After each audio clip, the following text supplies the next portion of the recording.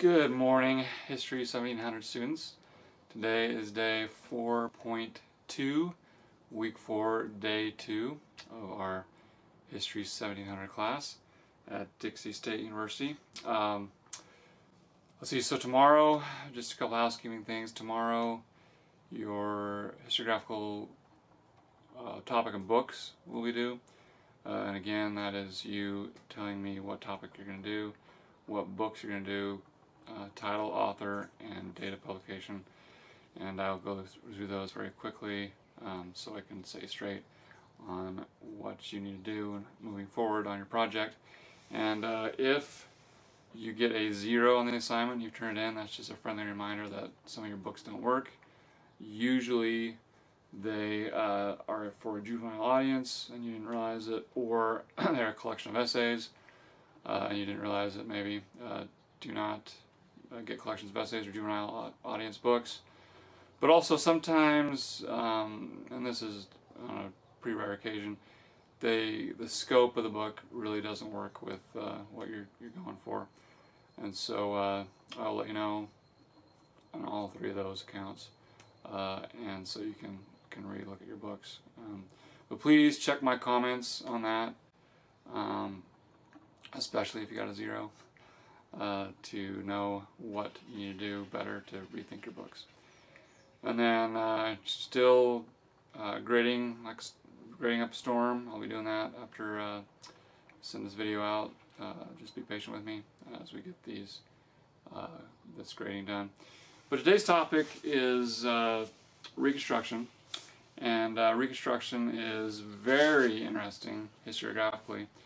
But let me just give you this intro. The video that I used to show in this class, and I just don't have time to do it these days, was entitled, with a subtitle, Reconstruction, the Second Civil War. And that subtitle is very fitting because it was the Second Civil War. It wasn't on the battlefield, but it was in the hearts and minds and ideology of the people. And if you don't know much about Reconstruction.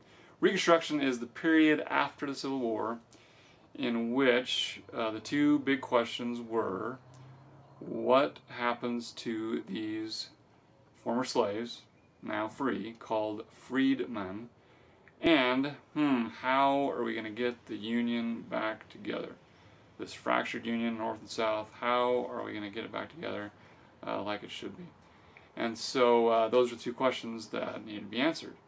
The answer to what's going to happen to these now free slaves, that was, I think, the one that divided the most, because that in the wake of Reconstruction they set up the Freedmen's Bureau, which was basically the first welfare program in the United States, and it helped former slaves, freed slaves, get jobs, health care, and obviously these freed slaves could now get an education.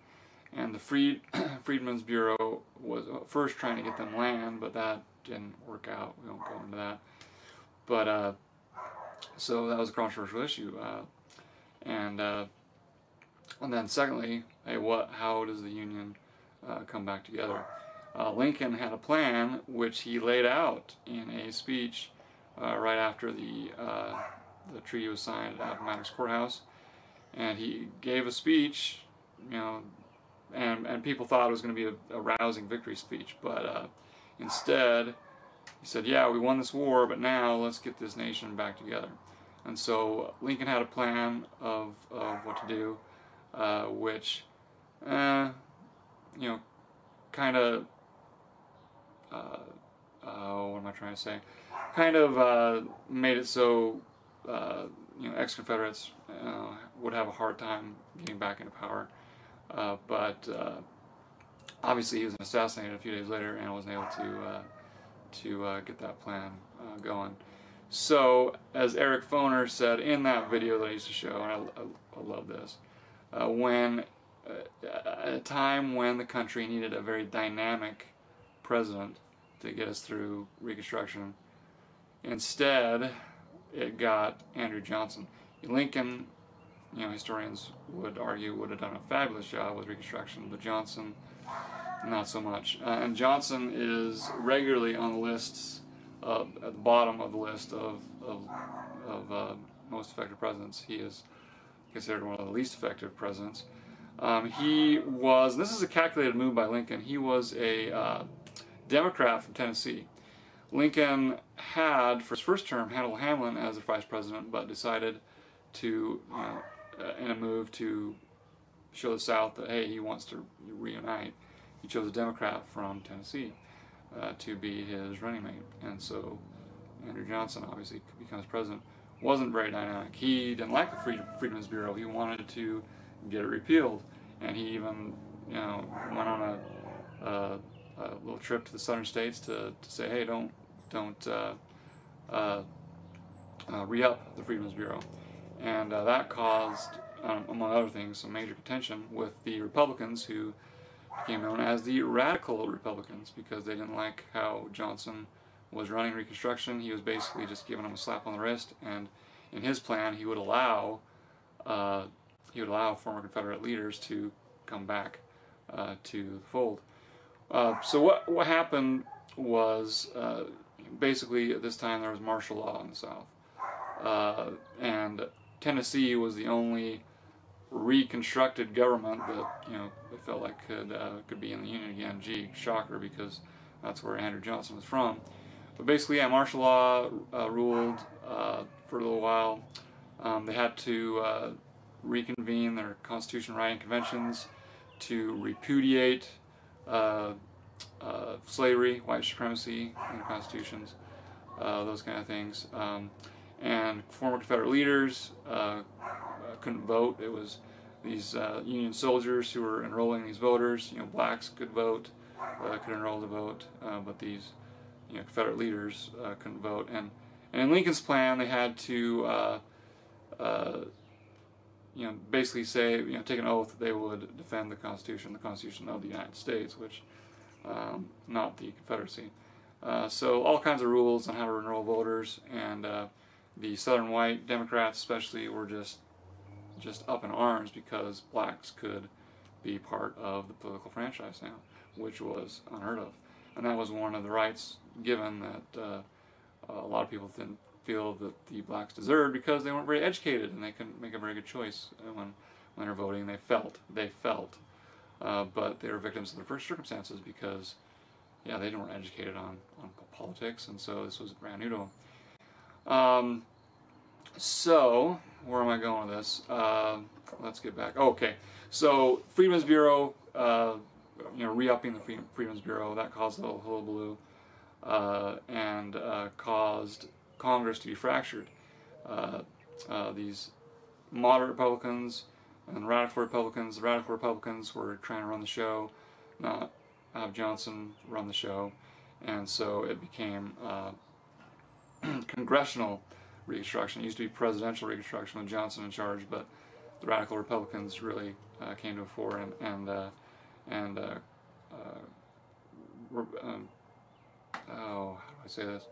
They got a strong contingent that could kind of override what Johnson was doing, and what Johnson wanted to do, and so that became congressional Reconstruction, and that was when the martial law and the military enrolling voters, blacks being able to vote.